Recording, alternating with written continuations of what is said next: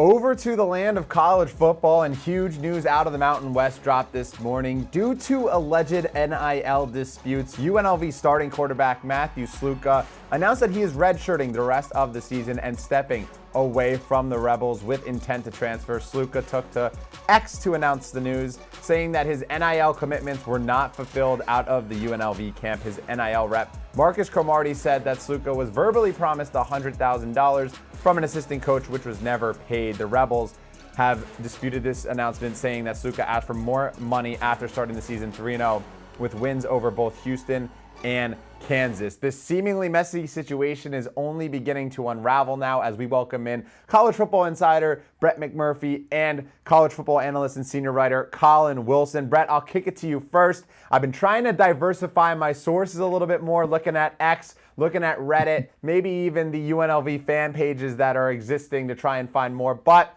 of course, you're the analyst, the insider here. Please tell me what you're hearing around this situation. Yeah, I would highly recommend going to message boards. Those are very credible sources there. But I kid. Look, this isn't the first kid that's gone to UNLV went to Vegas and came home with less money than he had. The issue is, and you laid it out perfectly, Charlie. You're hearing, both sides of this. Ultimately, I think both sides made a bad decision here in that both sides are in the wrong. There should have been something in writing. There wasn't. There was something verbally told to Sluka by a representative of UNLV or a UNLV assistant coach. And, now it's kind of like, well, sorry, you're out of luck. Obviously, people feel very strongly about this either way. The kid should honor his commitment, remain at the school. And then you have the other side of, well, if he's not getting what he was supposed to get, then yeah, would you show up to work if you didn't receive what you were supposed to get? So look, this isn't the first time this has happened. We had this happen at Florida. The star quarterback transferred out because he said he was promised money from the collective. He left, went to Arizona State. This certainly will not be the last time this has happened. I mean, I think if the kid was really trying to stick it to UNLV, he would have waited until like Friday night to do this. The fact that he did it early in the week, again, we're still getting all the facts. I tend to believe that he was made a promise that has not been delivered by UNLV. Unfortunately, that's not in writing. So good luck proving that. Yeah, right. The NIL it's only going to more of these situations are only going to continue thanks to the NIL. So, but we'll learn more about the situation in general. Colin, my thought was immediately when I saw the news was like, oh, let me go fade UNLV as soon as this quarterback news change happens. A couple hours ago, you ended up putting in UNLV in the app, buying the complete line movement that has changed. Obviously, it was around -5. Now they're underdogs with this quarterback change since Sluka's not suiting up. Can you tell me why you like UNLV here and what made you go this way? Well, there's two things going on. There's two things that could remedy this whole thing, and the line movement should not have been about 5 points in the market for this. First off, Sluka could come back and play. Do you know how little $100,000 is in Vegas? I can't tell you how many times I've sat next to a guy at the Venetian or the Cosmo high rolling blackjack room, and they're playing $100,000 a hand. I'm sure they can find $100,000 before Saturday, and this could relieve itself. But if they go to their backup quarterback, it's Haj Malik Daniels, somebody that was neck and neck with Sluka during fall camp, somebody that Action Network, the whole college football team has been on for years. This is a guy in his 6th season. He spent a whole bunch of time at Campbell. He's passed for over 6,300 yards. He's a better runner on the ground by far than Sluka. And Sluka had a 43% completion rate. Like, what are we, a 5-point line move for a quarterback that, we're going to swap in someone that runs the RPO better, someone that has an arm that can go just as good as Sluka. So I don't understand the line movement whatsoever. It was a complete overreaction. Once it got to be Fresno as a favorite in Las Vegas, it was time to hit UNLV. A lot of those have evaporated. We're back to -1 on UNLV, but it was just way too far of a line move to go from Sluka to Haj Malik Williams. Yeah, it really felt like an overreaction. Colin. Go ahead. Yeah, Colin, you told me you would never tell anybody I was playing $100,000 in blackjack, so I'm pretty upset about that. Listen. Look, you make a lot of great points. My concern is, what if there are other UNLV players in the same situation and they bail out? But yeah, and the other thing I would have a concern with is he hasn't been taking first team reps, all the first 3 weeks of the season, and now he's thrust in the starting roles 3 days before kickoff. But this obviously will get a lot of attention on Saturday. Yeah, definitely something to keep an eye on. And listen, I mean, Sluka has the leverage a bit. You know, they have wins against Houston and Kansas. So maybe even now they come with the 100,000 and we're like, see, we have this. He might be hearing more offers and better numbers from other colleges across the country, because that's the beauty of the NIL, is that you can get outbid ultimately. But again, Colin buying the dip on UNLV. It's come back around -1 right now.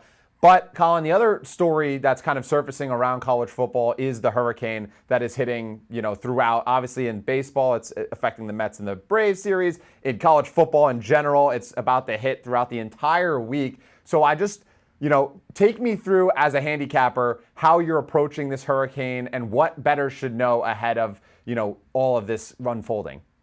Well, even before anything kicked on week 4, I'd say probably last Friday, we knew that there was going to be a hurricane that was going to hit the Gulf.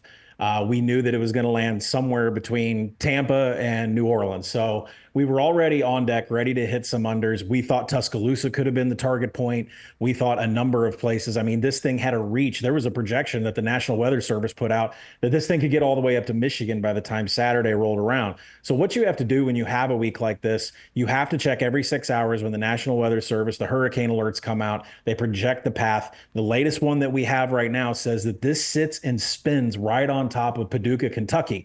So the 2 games that's going to put into question is going to be Middle Tennessee at Memphis, Maryland at Indiana. But there is just a slew of games. They could update this again in 6 hours. We could be up in the South Bend region for Louisville and Notre Dame, Akron and Ohio, Nebraska and Purdue. And what I've said before on our podcast, I think on our recap podcast on Saturday with Stuckey, I said, don't get stuck in the spin cycle with these. These are going to drop dramatically, then they're going to come up, and it's all going to be based upon wind. Know your key numbers. We have an article out there on Action Network for everybody to read. What are the key numbers and totals? 55, 51, 41, 59, 58, 45. I mean, go find that article. If you're wanting to know where a key and where resistance is going to be, that's it. So my best advice now, here in the middle of the week, check every 6 hours, see if it changes path, react in the market on around a key number if you think that you can get there before everybody else does. Right, and Alabama A&M and FAMU has already been postponed. We'll see what happens throughout the rest of college football as the hurricane kind of unfolds. Colin, it was funny because I'm sitting at my desk and I'm just getting notification, and I'm like, oh, wow, I'm Mr. Popular. No, it's Colin Wilson unfolding just a slew of unders in wake of this, and obviously that's why you follow Colin in the app, as a lot of these numbers taking off. I'm curious, just the single game that's most impacted by this weather. You hinted at a couple, and I know you have a bet tying to one of the two. Yeah, Memphis already has a very, very large advantage in their game against Middle Tennessee, a Middle Tennessee team that's only won 1 game this year. It was against Tennessee Tech, and they trailed with 1 minute left. They haven't even covered a game this year. They're one of the worst in the nation in havoc allowed. Their offense can't stop making mistakes. Enter in a very hot, upset Memphis team that was just embarrassed by Navy. They don't have to face a triple option this weekend. They are a top 20 defensive havoc team. If you're going to add precip and you're going to add wind, Middle Tennessee may cough up a couple of scoop and scores. I don't know what. I mean, Middle Tennessee is already a disaster on offense. You're going to throw these elements on top of them.